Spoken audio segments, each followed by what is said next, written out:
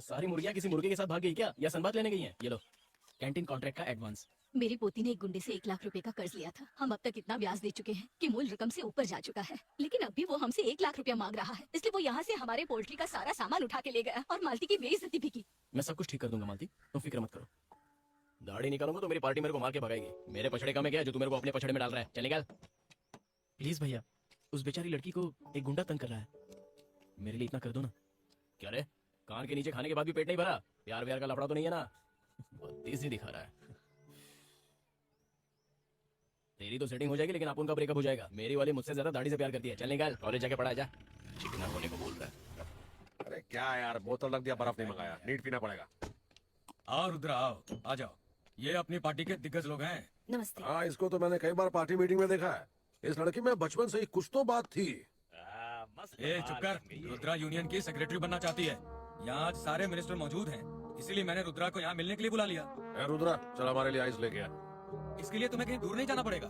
घर में जाओ, बाईं तरफ सीढ़ियाँ चढ़ो, तुम्हें सामने ठीक फ्रिज दिखेगा। वहाँ से सीधा बेडरूम में चली जाओ। ए, क्या बकवास कर रहे हो? तुम जाओ रुद्रा।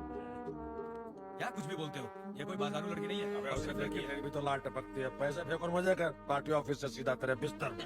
अरे वो पॉलिटिक्स में है, पैसे से कुछ नहीं होने वाला है। इसकी माँ तो पैसे के लिए कुछ भी कर लेती थी। तुझे ये सब कैसे पता? मैंने तो पहले कभी नहीं सुना। अबे तुझे कुछ नहीं पता, 10वीं फेल। ए, मैं फेल वेल नहीं हूँ, मैंने एमए किया, एमए। काहे का है मैं जानता हूँ, तूने पैसे खिला के जाली सर्टिफिकेट बनवाया। अरे धीरे बोल, धीरे, किसी को पता चल जाएगा तो केस हो जाएगा। खंबा अंदर गया नहीं कि कुछ भी बोल रहा है।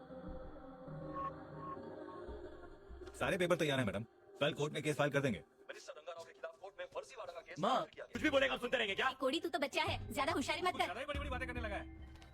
मैंने कल महाकाल के मंदिर में 100 चक्कर काट के आपके लिए मन्नत मांगी थी। प्रसाद लीजिए लीडर जी। अरे लीडर तो अंदर बैठे हैं रुद्रा। पर मेरे लीडर तो आप ही हैं। कभी तुम टावर पे चढ़ जाती हो, कभी मंदिर के चक्कर लगाती हो और लीडर मुझे कहती हो। भाई वो प्रकाश माइक पर आपकी धज्जियां उड़ा रहा है। उसको बोल काट के रख दूंगा। हाँ भाई। देखा आपने, अगर पार्टी में पोस्ट ना हो तो कुत्ते जैसी जिंदगी होती है। हाँ बात तो सही है, लेकिन मैंने भी नेताजी से कह दिया कि मैं जिसे चुनूंगा वही कैंडिडेट होगा। सीएम सर आपकी बात मानेंगे? मानेंगे, झक मार के मानेंगे। उनकी बेनामी संपत्ति का मालिक मेरा बाप ही तो है। तो आप पहले ही अपने मन का कैंडिडेट चुन लीजिए। अरे वो तो मैं चुन चुका हूँ। हर्षद राणे उसके लिए एकदम सही कैंडिडेट है। वो वही करेगा जो मैं उसे कहूँगा। भाई वो हर्षद राणे माइक पे कह रहा है कि आप एक नंबर के कमीने इंसान हो। देखा, मैंने इसे सर पे चढ़ाया तो अब ये मेरे ही कान में मुतरा है। ए, विक्रम शिंदे अभी भी अंदर है क्या? हाँ भाई, अभी भी अंदर है और आपके खिलाफ बकवास कर रहा है। एक मेरा राइट था, एक मेरा लेफ्ट था, अब लगता है दोनों ही कर गए। आपको इतनी टेंशन लेने की जरूरत नहीं है।